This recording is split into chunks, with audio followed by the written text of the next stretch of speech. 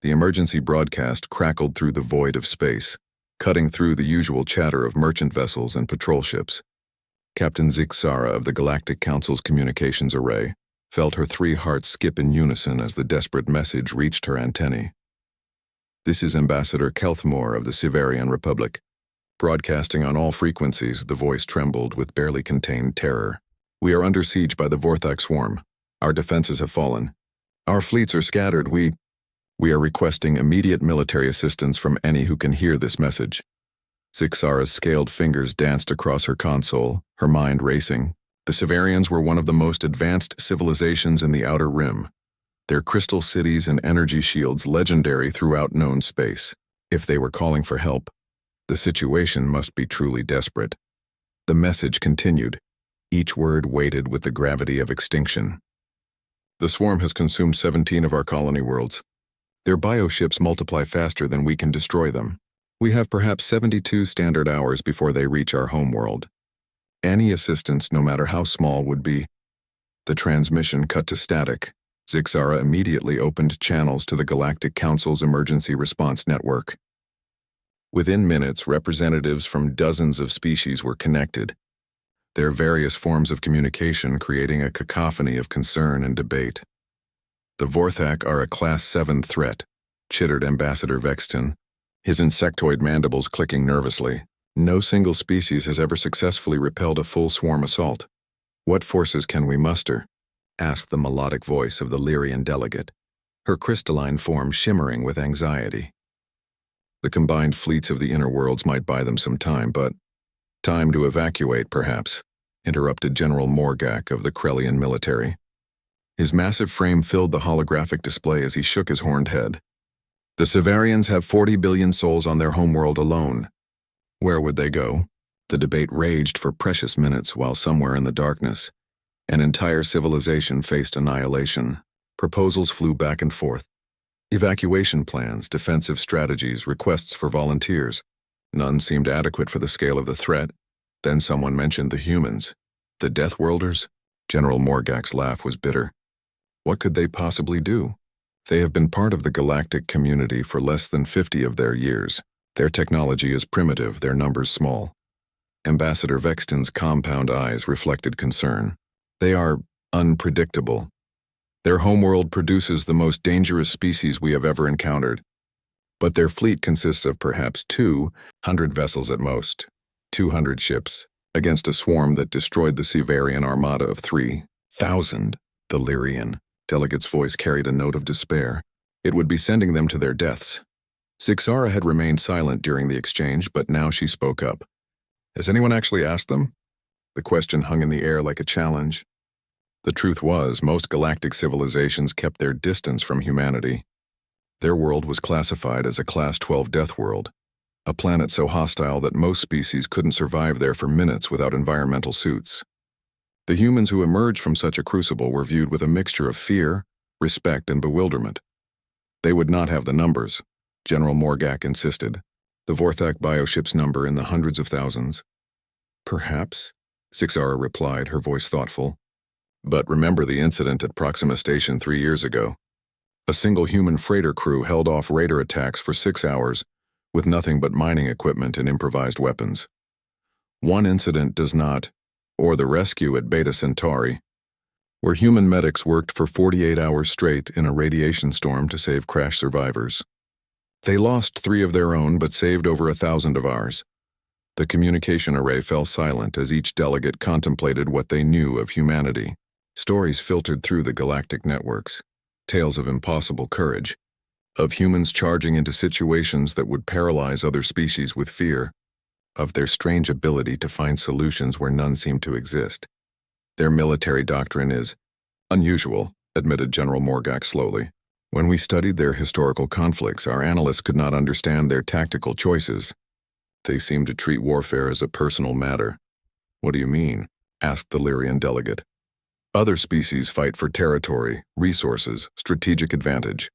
Humans fight as if someone has insulted their family. They take losses personally. They remember every fallen comrade." The general's voice carried a note of confusion. "It should make them ineffective soldiers, too emotional for proper warfare. Instead, it makes them terrifying." Zixara made her decision. I am going to contact the human representative. At the very least, they deserve to know what is happening. You would ask them to commit suicide for a species they barely know? Ambassador Vexton's mandibles clicked in distress. I would give them the choice, Zixara replied firmly. Something we have failed to give the Severians. She opened a direct channel to the human embassy station orbiting the neutral moon of Kepler Forum 42b. The face that appeared on her screen was unremarkable by human standards, middle-aged, weathered, with kind eyes that seemed to carry the weight of difficult decisions. Ambassador Chen, Zixara began formally. I am Captain Zixara of the Galactic Council Communications Array. We have received a distress call from the Severian Republic. They are under attack by a Vorthak swarm and face extinction within 72 hours. Ambassador Chen's expression didn't change, but something shifted behind his eyes. How bad? 17 colony worlds consumed. Their main fleet destroyed.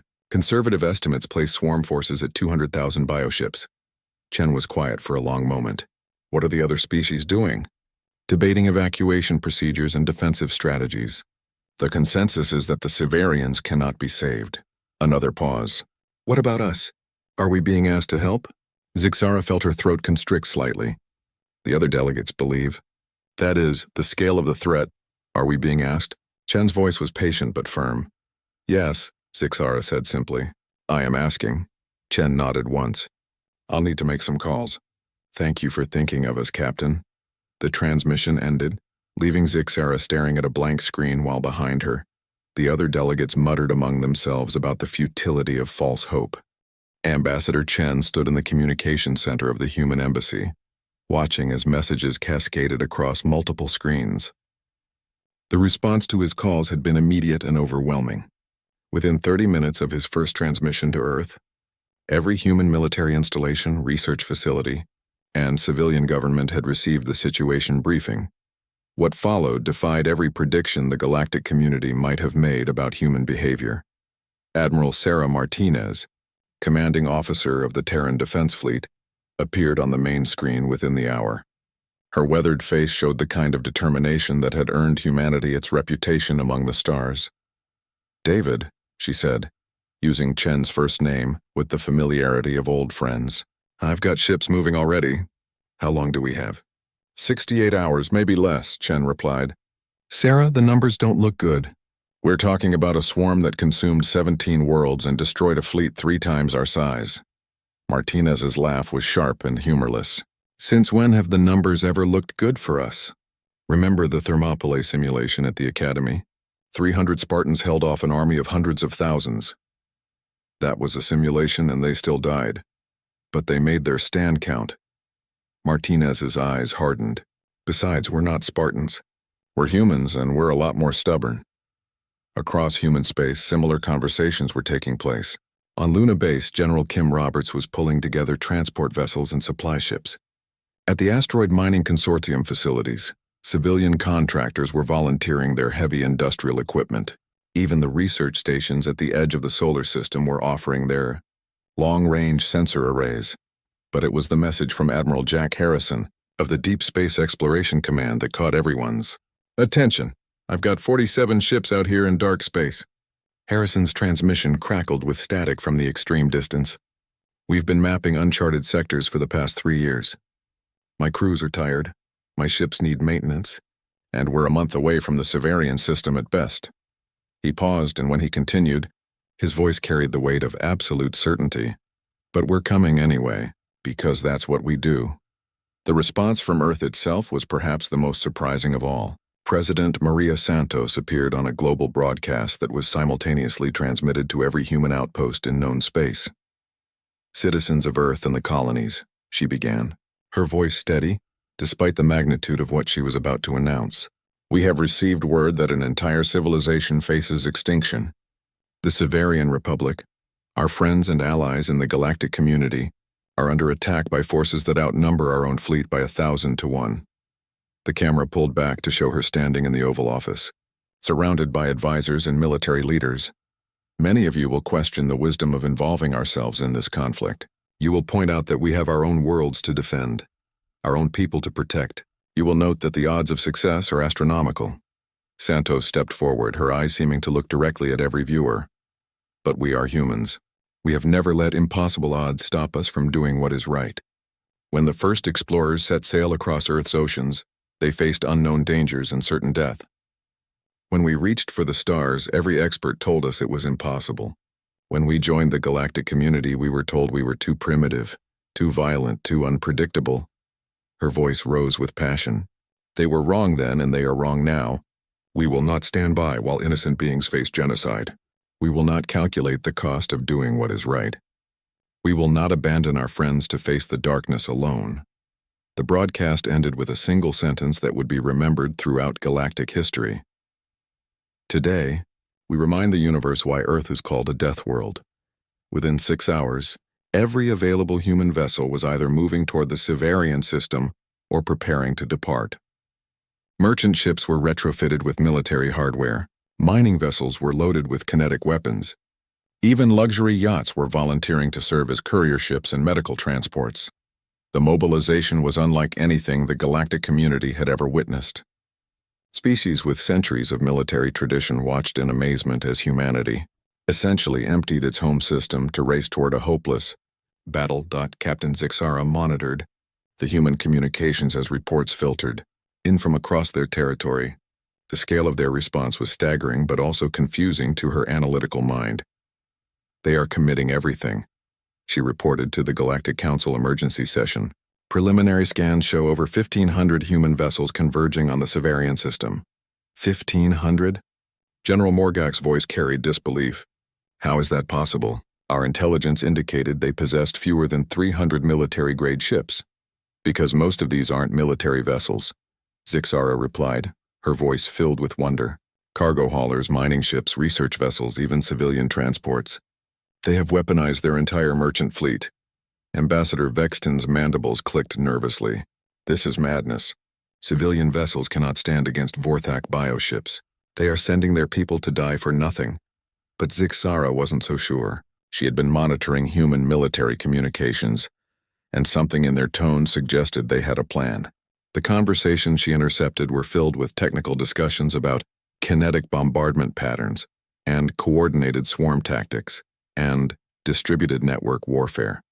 More intriguingly, she noticed references to something called Protocol 7, which seemed to excite the human commanders while filling their voices with grim determination. What is Protocol 7? She asked during a brief communication with Ambassador Chen. Chen's expression became unreadable. Something we hoped we would never have to use. A contingency plan for fighting enemies that vastly outnumber us. And you believe it will work against the swarm? I believe, Chen said slowly, that the Vorthak are about to learn why intelligent species evolve on peaceful worlds, while apex predators evolve on death worlds. As the human fleet continued to gather, other species began to take notice. The Lyrians offered their advanced shield technology. The Krellians provided detailed intelligence on Vorthak tactics. Even the normally isolationist ethereal collective sent a small squadron of their most advanced ships. But these additions seemed almost insignificant compared to the growing human armada. Reports from the outer system indicated that the humans were doing something unprecedented. They were stripping their own defensive installations of weapons and equipment, leaving their home system vulnerable in order to maximize their offensive capability. They are leaving themselves defenseless, observed the Lyrian delegate during another emergency session. If they fail, Earth itself will be vulnerable to any aggressor. They know, Zixara replied quietly. I asked Ambassador Chen about this. He said they would rather die fighting for others than live safely, while others died for lack of help. The communication array fell silent as the implications sank in. Here was a species willing to risk their own extinction to save strangers. It was a concept that challenged everything the galactic community thought they understood about survival, evolution, and rational behavior. 60 hours remained until the swarm reached the Sivarian homeworld. The human fleet was still 18 hours away from the system, racing through space at maximum burn, while their crews worked frantically to prepare for a battle that would determine the fate of billions. The Sivarian homeworld of Kristara hung in space like a dying jewel, its once brilliant crystal spires now flickering with emergency power. Ambassador Kelthmore stood in the Planetary Defense Center, watching the approaching darkness that would soon consume everything his people had built over millennia. The tactical display showed the grim reality in stark detail. The Vortex swarm had formed a massive sphere around the system's edge, their bioships pulsing with organic energy as they prepared for their final assault. Conservative estimates put their numbers at over 300,000 vessels, each one a living weapon designed for one purpose: consumption. "Sir," called his aide, her crystalline features dim with exhaustion, "we're receiving a transmission from the outer system. It's human." Kelthmore felt a flutter of hope despite himself. "Put it through." The holographic display shimmered, revealing a human female in military uniform.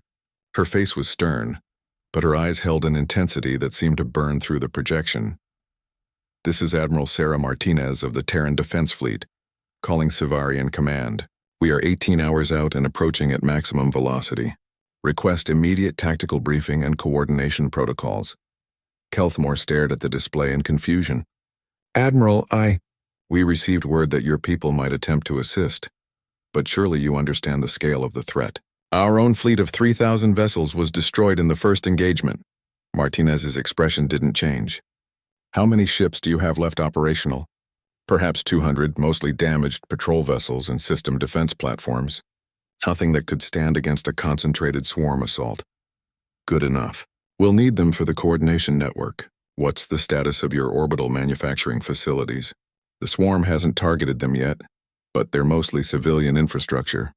We've been evacuating the workers to the surface." For the first time, Martinez smiled, and something about that expression made Kelthamore's skin crawl despite the relief he felt. "Don't evacuate them. We're going to need every fabrication unit you have running at maximum capacity." "Admiral, I don't understand. What could we possibly manufacture that would make a difference at this point?" "Kinetic penetrators, guidance systems, and proximity mines. Lots of them." Martinez leaned forward, her eyes intense. "Ambassador, how much do you know about human military doctrine?" "Very little," Kelthmore admitted. "Your species has only been part of the galactic community for 50 years. Then let me give you a quick lesson. Every other species in the galaxy developed on worlds where cooperation and efficiency were the keys to survival. You built ships that are elegant, powerful, and designed to last for centuries." The Admiral's voice took on a harsh edge. "Humans evolved on a world that was actively trying to kill us every single day. We learned to be adaptable, ruthless, and absolutely unwilling to give up. Our ships aren't the most beautiful or the most advanced, but they have one quality that matters more than anything else. Which is, they're expendable." The transmission continued as Martinez outlined what she called Protocol 7. Kelthmore listened with growing amazement and horror as the human admiral described a battle plan that seemed to violate every principle of civilized warfare. "You're talking about turning your entire fleet into weapons," he said when she finished. "This isn't a battle plan. It's a suicide mission." "Every battle is a suicide mission if you're not willing to do what it takes to win," Martinez replied calmly. "The question is whether you're going to die accomplishing something worthwhile." Across the galaxy, other species were monitoring the human fleet's approach with fascination and dread. Captain Zixara had managed to tap into their military communications and was translating the intercepted signals for the Galactic Council. "They are discussing something called distributed kinetic bombardment," she reported. "Their ships are apparently designed to separate into smaller components." "Separate how?" asked General Morgak. "Each human vessel appears to be carrying dozens of smaller attack craft, along with thousands of what they call smart projectiles. They are planning to break apart their own fleet and attack the swarm from multiple vectors simultaneously." Ambassador Vexton's compound eyes reflected confusion. "That makes no sense. Smaller ships are more vulnerable. They are deliberately weakening their formation." "Not if their goal isn't to preserve their ships," Zixara said slowly as understanding dawned. "They're turning each vessel into a delivery system for hundreds of smaller weapons." The implications were staggering. Instead of fighting a traditional naval engagement, the humans were planning to essentially detonate their entire fleet in a coordinated pattern designed to maximize damage to the swarm. It was tactical thinking unlike anything in recorded galactic history. Meanwhile, in the depths of space, the human fleet was undergoing a transformation that would have amazed any observer. Cargo bays were opening to reveal hidden manufacturing facilities. Mining ships were converting their industrial equipment into weapons of war. Even passenger vessels were somehow sprouting weapon arrays and launch tubes. Admiral Harrison's deep space exploration fleet had finally joined the main formation, bringing with them sensor data that would prove crucial to the battle plan. His ships had spent 3 years mapping the dark regions between stars, and their crews had developed an intimate knowledge of how to operate in environments where conventional sensors were useless. "We've got full spectrum analysis of the swarm bioships," Harrison reported during the fleet-wide briefing. "Their hulls are organic compounds designed to self-repair and adapt to energy weapons. But they have a weakness." "Well, which is?" asked Admiral Martinez. "They're still alive. Hit them hard enough and fast enough, and they go into biological shock before their adaptive systems can compensate. The key is overwhelming damage in the first few seconds of contact." The human battle plan began to take shape. Instead of engaging the swarm in a traditional fleet action, they would launch a coordinated assault using every projectile weapon they could manufacture. Kinetic penetrators moving at significant fractions of light speed, guided by AI systems that could adjust their targeting in real time. But the most crucial element was timing. The attack had to be simultaneous across the entire swarm formation, preventing the bioships from adapting to any single threat vector. It would require precision coordination on a scale never before attempted in galactic warfare. "How many projectiles are we talking about?" asked one of the fleet commanders during the final briefing. Martinez consulted her tactical display. "Current projections show approximately 2 million individual kinetic weapons, launched from 1,537 vessels across a formation spanning 4 light minutes." The number was so large it was almost meaningless. No military force in galactic history had ever attempted to coordinate that many individual weapons in a single engagement. "Admiral," came a voice from one of the civilian ship captains, "some of my crew are asking about survival rates." Martinez was quiet for a long moment. When she spoke, her voice carried the weight of absolute honesty. "Anyone who survives the first wave will be regrouped for extraction operations. But I want everyone to understand something clearly. We are not going there to survive. We are going there to win. If you're not prepared to pay that price, now is the time to say so." The communication channel remained silent. Not a single ship requested to withdraw from the formation.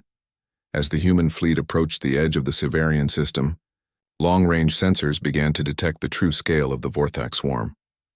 The bioships had formed a massive sphere nearly a light hour in diameter, their organic hulls pulsing with bioluminescent patterns that suggested some form of coordinated intelligence. "Contact in 14 hours, reported the fleet navigator. "All ships report ready for Protocol 7 implementation." Admiral Martinez stared at the tactical display, knowing that in less than a day, she would either be dead or witness to the greatest military victory in human history. There was no middle ground, no possibility of partial success. Behind her, the human fleet continued its transformation, becoming something that was no longer quite a navy and not quite a weapon, but something entirely new in the history of galactic warfare. The Vorthak swarm sensed the approaching human fleet long before visual contact was established. The collective consciousness that bound the bioships together registered the new arrivals as a minor curiosity, nothing more than additional biomass to be processed after the consumption of the Severian homeworld.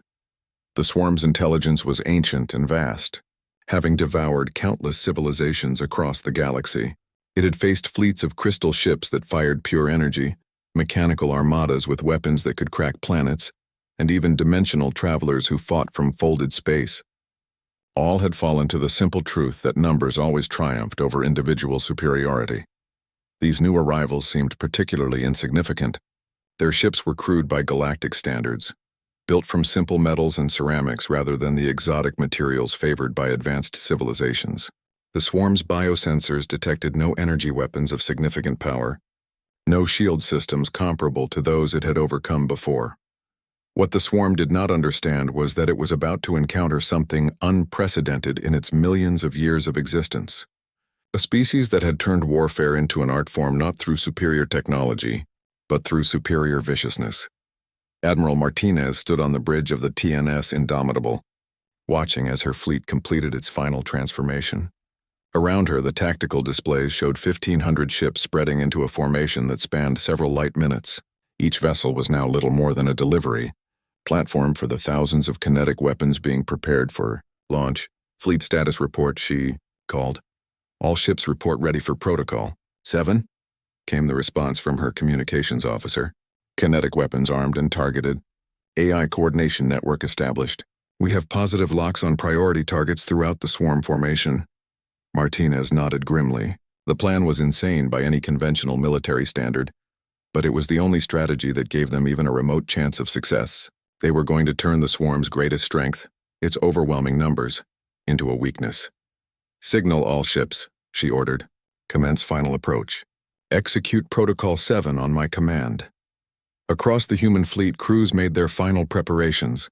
In the cargo holds of converted merchant vessels, automated systems armed millions of kinetic penetrators, each one guided by AI systems that could process targeting data faster than any biological mind. Mining ships prepared to launch drilling charges designed to punch through asteroid hulls, but now targeted at bioship weak points. Even luxury yachts had been converted into missile platforms, their elegant passenger compartments now housing launch tubes for proximity mines. The human strategy was based on a simple principle that every predator species understood instinctively. When faced with a swarm, you don't fight each individual enemy. You collapse the entire formation at once. On Cristhera, Ambassador Kelthamore watched the approaching battle with a mixture of hope and dread. The human fleet was vastly outnumbered, but something about their approach suggested they had a plan that went beyond conventional tactics. "Sir," his aide called urgently. "The swarm is beginning to move. They're breaking their formation." Kelthamore turned to the tactical display and saw that she was right. The bioships were abandoning their sphere formation and moving toward the human fleet in what appeared to be a standard envelopment pattern. It was a tactic the swarm had used countless times before: surround the enemy and overwhelm them through sheer numbers. But as the bioships moved, something unexpected happened. The human fleet didn't retreat or attempt to concentrate their forces. Instead, they spread out even further, until individual ships were separated by distances that made mutual support impossible. "They're committing suicide," Kelthamore whispered. "They're letting themselves be divided and surrounded." What he didn't understand was that this was exactly what the humans wanted. Admiral Harrison, commanding the deep space exploration fleet from the outer edge of the formation, watched as thousands of bioships moved to intercept his small squadron. His crews had spent 3 years in the dark between stars, learning to operate in environments where conventional tactics meant nothing. "Contact in 30 minutes, his navigator reported. "We're reading approximately 10,000 bioships moving to our position." "Acknowledged," Harrison replied calmly. "All ships prepare for close engagement. Remember, we're not trying to win a battle. We're trying to start an avalanche." The first contact came at the edge of the system, where Harrison's squadron met the advancing bioships. To any observer, it would have appeared to be a massacre in the making. 47 human ships against 10,000 Vorthak vessels was not a battle. It was an execution, but instead of trying to fight conventionally, the human ships did something that violated every principle of space combat. They flew directly into the heart of the bioship formation and began to self-destruct. Not randomly, and not in desperation, but in carefully coordinated patterns that had been planned down to the microsecond. Each human ship became the center of an expanding sphere of kinetic projectiles, millions of small, fast-moving objects that spread through the bioship formation like deadly flower petals. The Vorthak bioships, evolved to handle energy weapons and traditional projectiles, suddenly found themselves in an environment they had never encountered. Instead of facing a few large threats that they could adapt to and overcome, they were confronted with millions of tiny threats attacking from every conceivable angle simultaneously. The bioship's adaptive systems, so effective against conventional weapons, became a liability. Each ship tried to adapt to the specific threats it was facing, but with projectiles coming from every direction, there was no consistent pattern to adapt to. The organic hulls began to suffer cascade failures as their self-repair systems were overwhelmed by the sheer volume of damage. What followed was exactly what Admiral Martinez had hoped for: the beginning of a chain reaction. As the first wave of bioships began to fail, they released clouds of organic debris that interfered with the navigation systems of nearby vessels. Ships collided with each other, creating even more debris. The tight formation that had been the swarm's strength became a trap as damaged vessels created obstacles for those behind them. But this was only the beginning. Across the system, the remaining human ships were executing similar attacks, each one designed to maximize chaos within the swarm formation. The overall strategy wasn't to destroy every bioship individually, but to create enough disruption to break the collective consciousness that coordinated the swarm's actions. Admiral Martinez watched the tactical display as reports flooded in from across the battlefield. The plan was working, but at a terrible cost. Ship after ship was reporting mission accomplished, followed by silence as their crews carried out their final orders. Admiral, her communications officer called out, "We're receiving surrender requests from some of the bioships." Martinez stared at the display in shock. In millions of years of galactic history, no one had ever reported a Vorthak surrender. The bioships were supposed to be mindless predators incapable of anything beyond consumption. "Surrender?" she repeated. "Yes, ma'am. They're broadcasting on standard frequencies, requesting cessation of hostilities. Apparently, when we disrupted their formation, we also disrupted their collective intelligence. Individual bioships are showing signs of independent thought." For the first time since the battle began, Martinez allowed herself to feel something other than grim determination. The humans hadn't just won a military victory, they had fundamentally changed the nature of their enemy. "Signal all ships," she ordered. "Cease fire on any bioship broadcasting surrender. But maintain combat readiness. We're not done yet." The battle was far from over, but something fundamental had shifted. The Vorthak swarm, the terror of the galaxy for millions of years, had just learned what it meant to face a species that viewed warfare not as a means to an end, but as an art form to be perfected. The aftermath of the initial assault left the Severian system in chaos. Where once a coordinated swarm of 300,000 bioships had moved with singular purpose, now scattered clusters of vessels drifted in confusion, their collective consciousness shattered by the human attack. Admiral Martinez surveyed the tactical display from her heavily damaged bridge. The TNS Indomitable had taken severe hits during the final phase of the assault, but she was still alive, which was more than she had expected when the battle began. Around her, the remnants of the human fleet were regrouping, their numbers drastically reduced, but their mission far from complete. "Casualty report," she ordered. Lieutenant Commander Park, her XO, consulted his damaged console. "We've lost 1,143 ships, Admiral. Most of them to controlled detonations during the Protocol 7 implementation. We have 394 vessels still operational, though many are severely damaged." The numbers were staggering. The human fleet had sacrificed nearly 3/4 of its strength in the opening assault. By any conventional measure, it should have been a devastating defeat. But the results spoke for themselves. Status of the swarm: approximately 60,000 bioships are broadcasting surrender signals. Another 120,000 appear to be operating independently, but showing no aggressive behavior. The remaining vessels— Park paused, consulting multiple displays. "They seem to be fleeing the system," Martinez nodded grimly. The plan had worked better than anyone had dared hope, but they still faced a massive cleanup operation. 60,000 surrendering bioships was not a problem any military force in galactic history had ever faced before. On Cristhera, Ambassador Kelthmore watched the impossible unfold before his eyes. The planet's defense sensors were detecting something that challenged everything the Severians understood about the nature of the Vorthak swarm.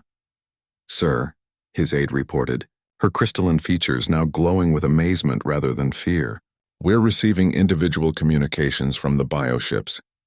They're asking for help." "Help?" Kelthmore couldn't process the concept. "The Vorthak don't ask for help.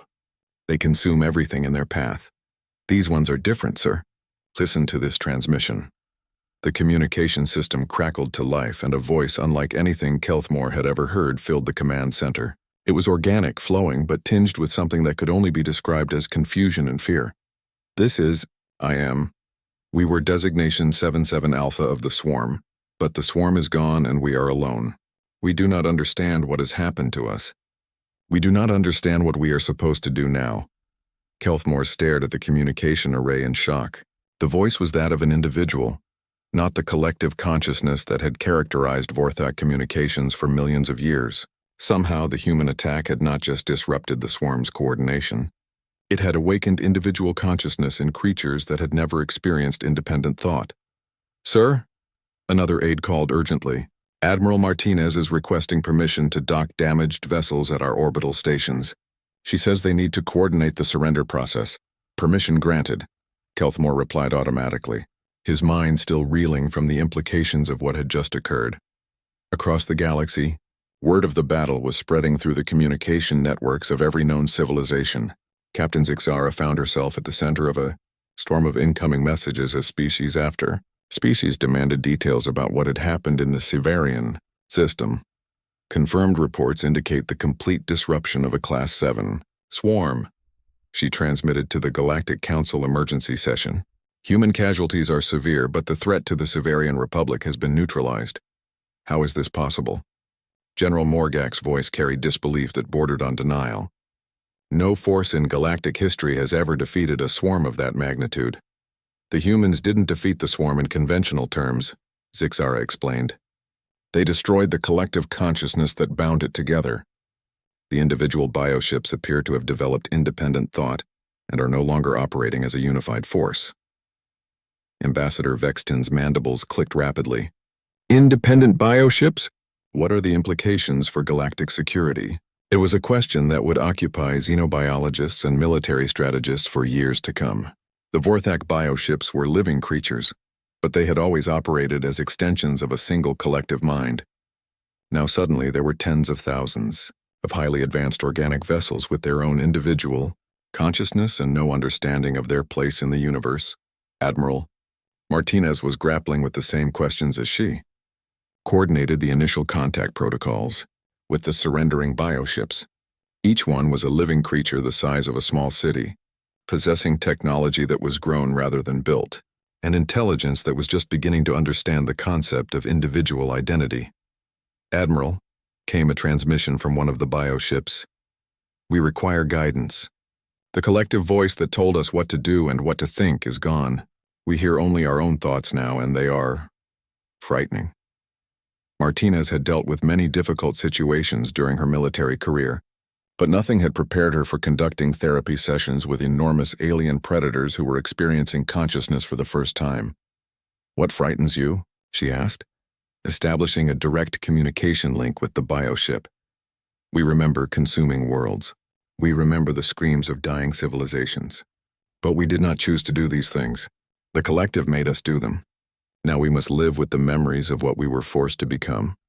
The psychological implications were staggering. Each bioship was essentially a traumatized individual, dealing with the aftermath of being forced to commit genocide while having no control over their actions. They were victims and perpetrators simultaneously, and they were looking to their former enemies for guidance on how to cope with their newfound freedom. Meanwhile, other human ships were dealing with a different category of bioship, those that had not surrendered but were also not actively hostile. These vessels appeared to be in some form of shock, drifting through space while their organic systems tried to cope with the sudden loss of collective guidance. Commander Lisa Chen, captain of the converted cargo hauler TNS Perseverance, found herself in close proximity to one such bioship. The creature was massive, easily 10 times the size of her vessel, its organic hull pulsing with patterns of bioluminescence that seemed to indicate some form of distress. "Captain," her science officer reported, "the bioship appears to be attempting communication, but the signals are fragmentary. It's like listening to someone talking in their sleep." Chen made a decision that would have been considered insane by conventional military standards. "Open a channel. Let's see if we can help." The response was immediate but confusing. Images flooded their communication system. Memories of star systems being consumed, of civilizations fleeing in terror, of the endless hunger that had driven the swarm across the galaxy. But mixed with these dark recollections were newer images. The moment when the collective voice suddenly went silent, the terrifying realization of individual consciousness, the desperate confusion of a mind trying to understand its own existence for the first time. "It's like an infant," Chen's science officer said with wonder. "Biologically ancient but psychologically newborn." Chen nodded, understanding the magnitude of what humanity had accomplished. They hadn't just won a military victory. They had essentially given birth to a new form of consciousness in the galaxy. Tens of thousands of beings that had existed for millennia as extensions of a collective mind were now experiencing individual thought for the first time. The responsibility was overwhelming. What did you do with 60,000 former predators who were now essentially confused children in the bodies of living starships? How did you help them understand concepts like choice, morality, and individual responsibility? But as Chen watched the patterns of light playing across the bioship's hull, she realized that this was exactly the kind of impossible challenge that humans seemed uniquely equipped to handle. They had spent their entire evolutionary history learning to adapt to situations that should have killed them. Now they would have to learn how to teach former enemies how to live as individuals, how to cope with traumatic memories, and how to find a place in a galaxy that had feared them for millions of years. It was going to be the greatest humanitarian mission in galactic history, and it was just beginning. 6 months after the Battle of Crystera, the galaxy was still coming to terms with what humanity had accomplished.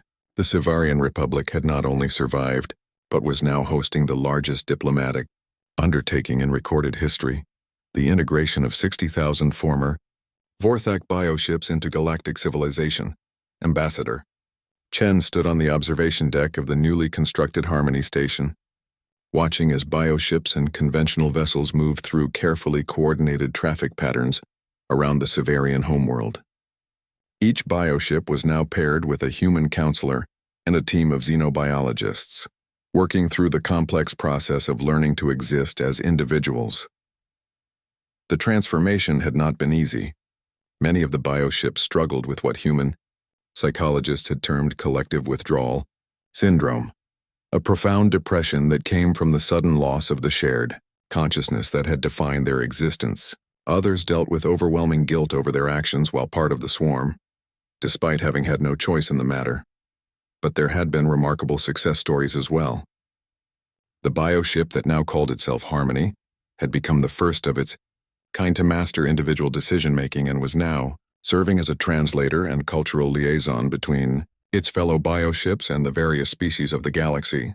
Others had discovered talents and interests that had been suppressed by the collective consciousness. Artistic expression, scientific curiosity, even what could only be described as humor.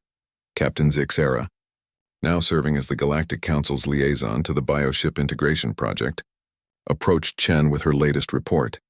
The psychological evaluations continue to show positive progress, she said, her scaled features reflecting the satisfaction of a job well done. 87% of the bioships have achieved stable individual consciousness. The remaining 13% are responding well to therapy but may require extended treatment. Chen nodded, reviewing the data on his tablet. The numbers were encouraging, but they represented only part of the story. The real measure of success would be how well the former swarm members integrated into galactic society over the long term. What about the practical concerns? He asked. Housing, employment, social integration? That's where the situation becomes interesting, Zixara replied with what Chen had learned to recognize as her version of amusement. Several bioships have expressed interest in careers that would have been unthinkable 6 months ago. She pulled up a file on her own tablet. Designation 93 Beta, who now calls itself Explorer, has requested to join a deep space mapping expedition. Its organic sensors are apparently ideal for charting unknown regions of space. Chen smiled. And the others? 2 have applied to join the Sivarian Crystal Engineering Corps. Their biotechnology seems to complement crystal growing techniques remarkably well. Another group has expressed interest in becoming cargo haulers, using their vast internal spaces for peaceful trade rather than consumption. The irony was not lost on Chen. Creatures that had once been the terror of the galaxy were now lining up to become productive members of the same civilizations they had once threatened. It was a transformation that challenged every assumption about the nature of evil and redemption. But perhaps the most remarkable development was taking place in Earth's solar system, where Admiral Martinez was overseeing an unprecedented project. The bioships that had fled during the initial battle had regrouped in the outer reaches of the galaxy, forming smaller collectives that still posed a potential threat. Rather than hunt them down with military force, humanity had proposed something that had shocked the galactic community: a rescue mission. We broke their collective consciousness, Martinez had argued before the Galactic Council. That makes them our responsibility. We can't just help the ones who surrendered and ignore the ones who ran away in confusion. The mission, dubbed Operation Shepherd, involved human ships equipped with the same consciousness disruption technology that had won the Battle of Crysthera. But instead of using it as a weapon, they were using it as a medical tool, carefully separating individual bioships from their reformed mini-collectives and offering them the same counseling and integration, services being provided in the Severian system. The results had been mixed but encouraging. Many of the liberated bioships were grateful for their freedom and eagerly joined the integration program. Others struggled with the transition and required extensive psychological support. A few had chosen to form small voluntary collectives with other bioships, creating something new, shared consciousness based on choice rather than compulsion. Admiral Harrison, now commanding the Deep Space Counseling Fleet, had become something of an expert in bioship psychology. His ships patrolled the outer regions of known space, searching for scattered swarm remnants and offering them a chance at individual consciousness. It's like being a combination of a military officer, a therapist, and a midwife, he reported during one of his regular communications with Earth. We're not just freeing them from collective consciousness, we're helping them give birth to themselves as individuals. The philosophical implications of the bioship liberation had sparked debates throughout the galaxy. Religious leaders struggled to understand the theological significance of artificially created consciousness. Scientists wrestled with the ethics of forcibly changing the fundamental nature of an entire species. Politicians debated the long-term security implications of integrating former predators into galactic civilization. But for the humans involved in the day-to-day work of the integration project, the philosophical debates mattered less than the practical reality of helping confused, traumatized beings learn to live as individuals. It was work that required patience, compassion, and a willingness to accept failure alongside success. Dr. Sarah Kim, the lead psychologist for the Bioship Integration Project, had developed what became known as the Kim Protocols for bioship therapy. Her techniques combined human psychological methods with adaptations for non-human consciousness, creating a framework that could help beings transition from collective to individual awareness. The key insight, she explained during a conference on Crysthera, is that these beings aren't just learning to think for themselves. They're learning to exist for themselves. They have to develop a sense of identity, personal boundaries, individual desires, and moral reasoning from scratch.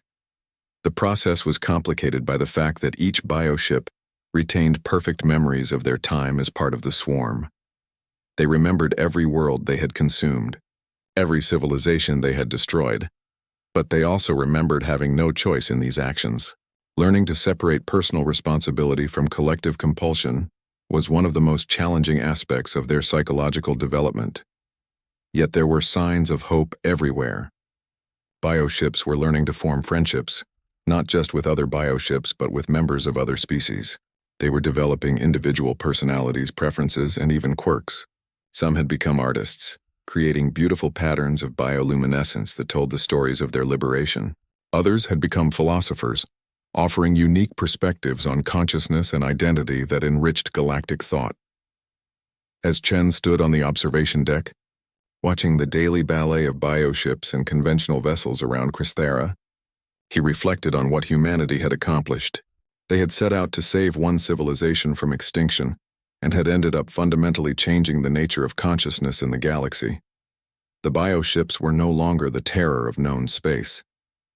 They were individuals, citizens, contributors to galactic civilization. They were proof that redemption was possible even for those who had committed the greatest crimes, as long as they were given the chance to choose a different path. It would take generations for the full implications of the bioship liberation to be understood. But one thing was already clear. The galaxy was a fundamentally different place than it had been before humanity decided to answer a desperate call for help. And in the end, that might be the most human thing of all. The willingness to risk everything to help others, even when those others had once been enemies. It was a lesson that would reshape galactic civilization for millennia to come, all because a species from a death world had decided that no one deserved to face extinction alone.